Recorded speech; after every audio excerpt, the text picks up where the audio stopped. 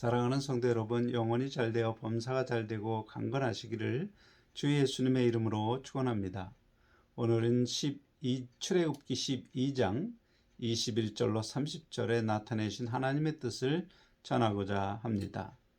출애굽기 12장 21절로 30절을 풀어 설명하면 지금부터 약 3500년 전 이스라엘 백성의 출애굽 당시 애굽 땅의 초태생은 사람이나 짐승이나 모두 하나님의 사자에게 죽임을 당하는 장자의 재앙이 있었습니다.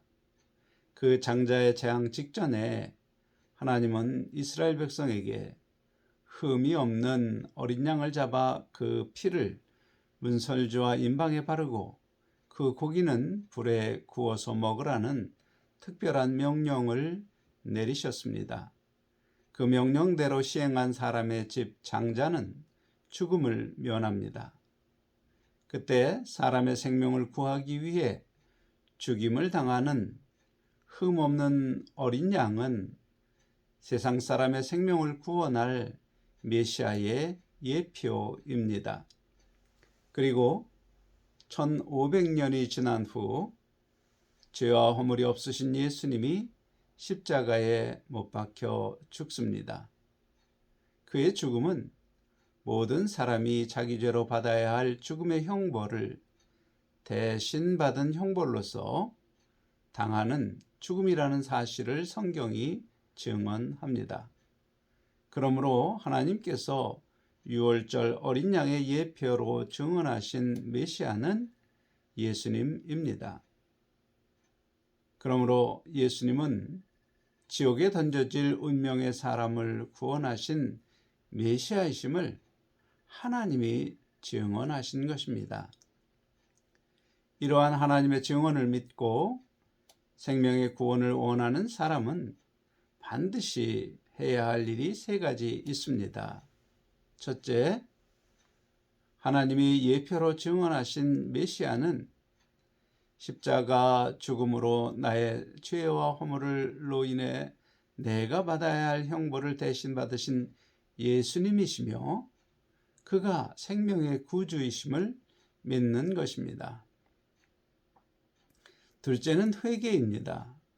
곧 죄의 요구에 따라 자기중심적 가치관으로 사는 것이 죄인의 길임을 깨닫고 그 길에서 돌이켜 예수님의 가르침을 따라 하나님 말씀 중심적 가치관으로 살 것을 결심하는 것입니다.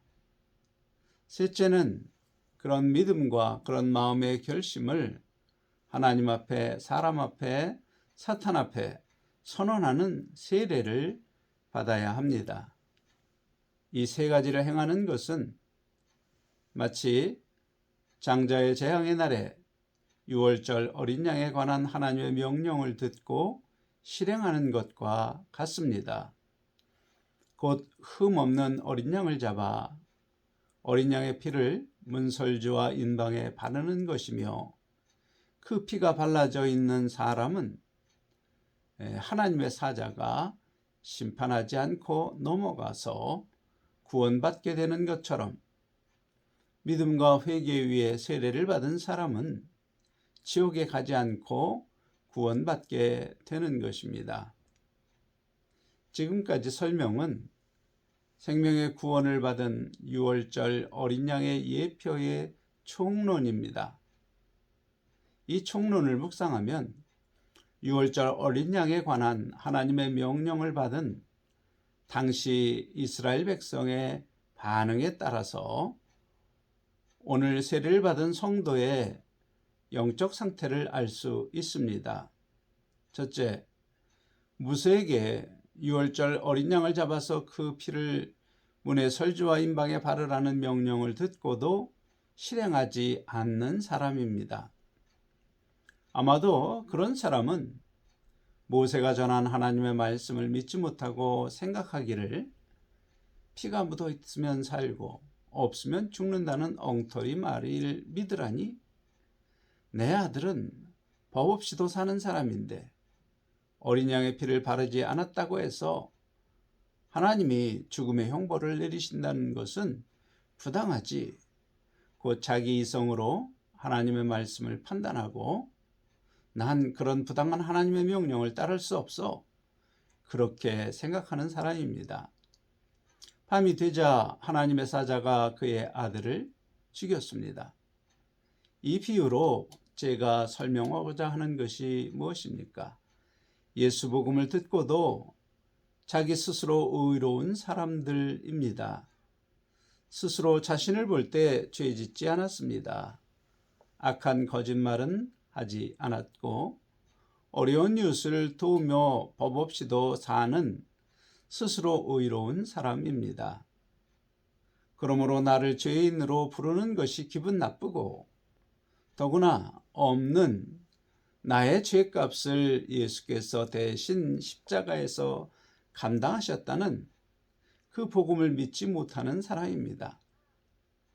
하지만 그들은 이미 지옥의 멸망의 판결을 받았다고 성경이 말합니다. 이유는 6월절 어린 양의 예표로 예수님이 메시아이심을 증언한 하나님을 거짓말쟁이로 여기며 예수님의 재림 때 그들은 지옥에 던져지는 것입니다. 어떤 분이 성경과 불경의 근본은 같다고 주장하는 것을 신문에서 본 적이 있습니다.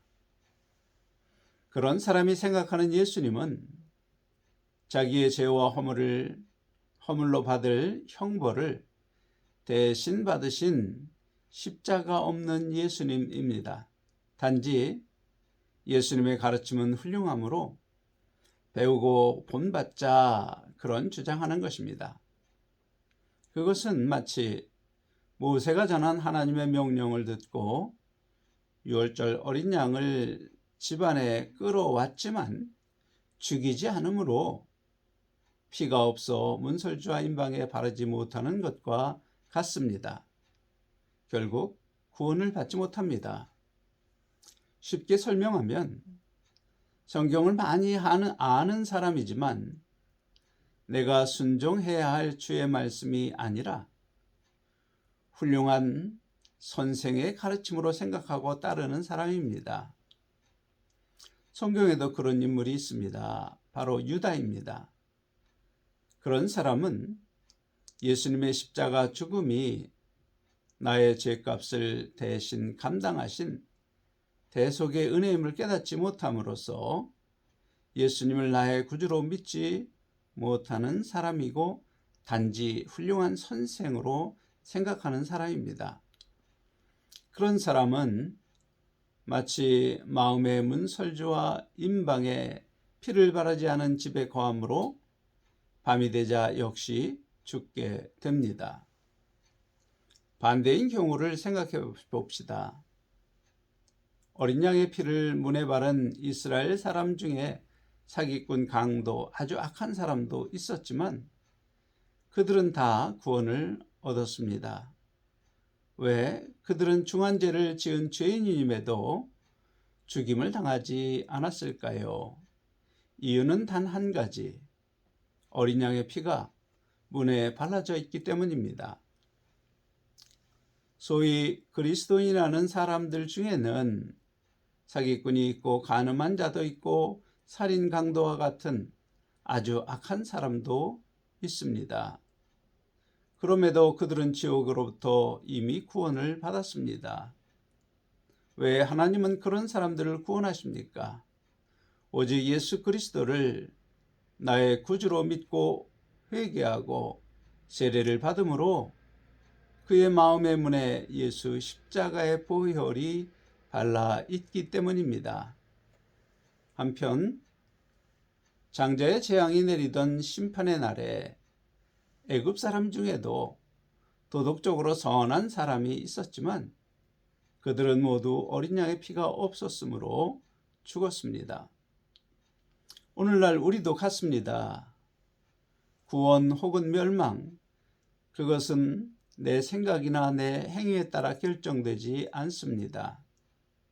장자의 재앙 때 오직 어린 양의 피가 발라져 있는 집인지 아닌지 그것에 따라 결정되었던 것처럼 구원은 오직 십자가에서 죽으신 예수님이 유월절의 어린 양의 예표이시로 메시아이심을 증언하는 하나님의 증언을 믿고 자기 중심적 가치관을 버리고 하나님 중심적 가치관으로 살기로 결심한 회개, 그리고 그 대속의 은혜를 베푸신 예수님을 구주로 영접하고 이제 내가 하나님의 자녀가 되는 권세를 받은 사람임을 세례로 선포해야 합니다. 곧 회개와 구주 예수의 영접과 세례는 어린 양의 피를 문설주와 임방에 바르는 것입니다. 고린도 후서 6장 2절에 보라 지금은 은혜를 받을 만한 때요 보라 지금은 구원의 날이로다, 이 말씀은 아직 인생의 해가 지기 전 세례를 받음으로 구원받을 기회가 있음을 알려줍니다. 이제 다른 경우를 생각해 보겠습니다. 모세가 전한 하나님의 명령을 듣고 문설주와 임방에 어린 양의 피를 발랐어도 어둠이 내리자 자기의 죄악이 생각나서 불안하고 혹시 나도 죽임을 당하지 않을까 떨며 출애굽 준비를 하지 않는 사람을 가정해 보겠습니다. 기독교인 중에 예수님을 믿고 구주로 고백하고 세례를 받았지만 구원에 대한 확신이 없어 세상 사람과 구별되지 않게 사는 사람이 바로 어린 양의 피를 바르고도 불안해하는 사람입니다. 그들은 분명히 죽지 않을 것입니다. 왜냐하면 하나님의 말씀대로 문설주와 임방에 피를 발랐기 때문입니다. 성경을 다시 보겠습니다. 출애굽기 12장 13절 내가 피를 볼 때에 너희를 넘어가리니 재앙이 너희에게 내려 멸하지 아니하리라. 재앙을 내리지 않고 넘어가는 조건이 무엇입니까? 피를 보는 것입니다. 그러면 피를 보는 주체는 누구입니까? 그것은 사람이 아니라 하나님입니다.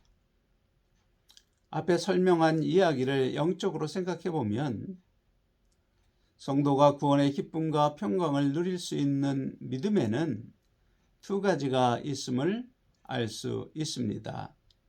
첫째는 예수님께서 나의 죄를 대신 감당하여 십자가 형벌을 받고 피 흘려 죽으셨다는 것을 믿는 믿음입니다.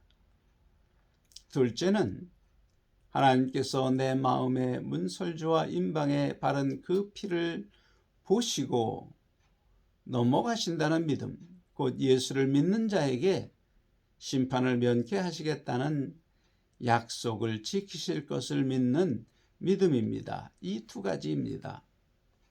그런데 구원의 확신이 있다가도 살다 보면 구원의 확신이 없어지고 불안이 찾아오는 경우도 있습니다.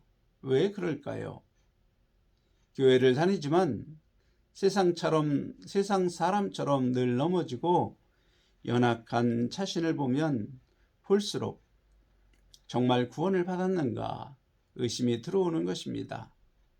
무엇이 문제인가요? 의심이 들고 뭔가 잘못되어 있으면 그 해결책을 성경에서 찾아야 합니다.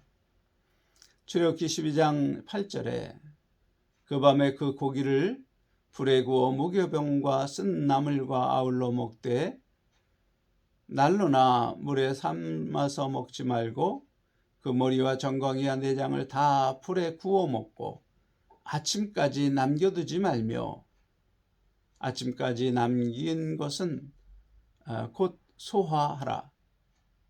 하나님은 어린 양의 피를 바르라고만 하시지 않았습니다. 그 밤에 어린 양의 고기를 먹어야 한다고 하셨습니다. 왜 어린 양의 고기를 먹으라 하셨습니까? 음식을 먹으면 힘을 얻습니다. 만일 그 밤에 고기를 먹지 않으면 다음 날 걸어서 출애굽할 힘을 얻지 못합니다. 만일 백리 행군을 해야 할 사람이 굶었다면 걸어갈 힘이 있겠습니까? 유월절 어린 양의 고기를 먹는 것은 영적으로 깊은 뜻이 있습니다. 요한복음 1장에서 예수님은 말씀이 육신이 되어 이 땅에 오신 분으로 기록합니다. 따라서 어린 양은 말씀이 육신이 되어 오신 예수님을 상징하는 것이므로 어린 양의 고기는 하나님의 말씀을 상징합니다. 따라서 출애굽의 힘을 얻으려면 어린 양의 고기를 불에 구워 먹어야 하듯이 세상과 구별된 성도가 되려면 하나님의 말씀을 성령의 역사로 마음에 새겨야 하는 것입니다. 이제 성경적 의미를 이해하실 것입니다. 출애굽이란 세상에서 나오는 것입니다. 곧 내 가치관이 세상 가치관에서 성경 가치관으로 바뀌는 것입니다. 이전에는 세상 가치관을 따라서 남들보다 공부도 잘하고 좋은 직장에 다니며 돈도 많이 벌고 내 마음에 드는 사람과 결혼하고 부귀 영화를 누리는 것 등등 세상의 좋은 것을 얻기 위하여 때로 거짓말하고 때로 기만과 위선도 꺼리낌 없이 하고 때로 목숨을 걸고라도 쟁취하여 누리며 살아라. 그런 생각이 우리가 사는 이 세상을 움직이는 하나의 가치관이요 틀입니다. 그 틀에서 1등 하려고 노력하지만 1등을 못하면 스트레스 받고 또 1등한 사람은 누가 나를 치워할까 불안해하고 그런 약육강식과 적자생존의 법칙이 지배하는 세상에서 나를 위하여 자기중심적 가치관으로 사는 것이 세례받기 전 우리가 살았던 세상 가치관이었습니다. 그 가치관으로 사는 한 우리는 하나님이 예비하신 선한 것, 기쁨, 평강, 행복 그런 것을 누리지 못합니다. 그 가치관에서 나와서 이제는 성경이 말하는 진리를 따라 내 생각의 틀을 바꾸는 것입니다. 그것이 영적 출애굽입니다. 이스라엘 백성들이 생명을 구한 그 밤에 어린 양의 고기를 구워 먹은 것은 영적 출애굽을 잘 하려면 반드시 하나님의 말씀을 성령 역사 가운데 마음에 새겨야 하는 것을 보여줍니다. 그것이 어린 양을 고기를 먹는 것에 담아주신 하나님의 교훈입니다. 가령 과거에는 일 안 해도 돈 벌고 싶은 마음을 따라 일확천금을 거둘 수 있다는 말에 귀를 솔깃했지만 이제 창세기 3장 17절 땅은 너로 말미암아 저주를 받고 너는 네 평생에 수고하여야 그 소산을 먹으리라. 이 하나님 말씀을 깨닫고 열심히 공부하고 열심히 일하는 수고하는 사람으로 변하는 것입니다. 또 네 이웃을 내 몸같이 사랑하라. 이 말씀에 하나님이 주신 축복을 깨닫고 필요를 채우지 못해서 어려운 이웃 형제자매를 위하여 은혜의 손을 내밀어서 선한 청지기의 역할을 하며 영광의 부활을 미리 맛보는 사람이 되는 것이 영적 출애굽입니다. 사랑하는 성도 여러분, 스스로 질문하시기 바랍니다. 예수님을 믿고 출애굽을 하셨습니까? 아니면 출애굽을 하는 중입니까? 세상의 미련을 떨어버리고 출애굽하려면 반드시 어린 양의 고기인 하나님의 말씀을 먹음으로 마음에 새겨야 합니다. 하나님 말씀을 마음에 새기는 것, 그것이 어린 양의 고기를 먹는 것입니다. 어린 양의 고기를 먹어야 출애굽할 힘이 생기는 것이지요.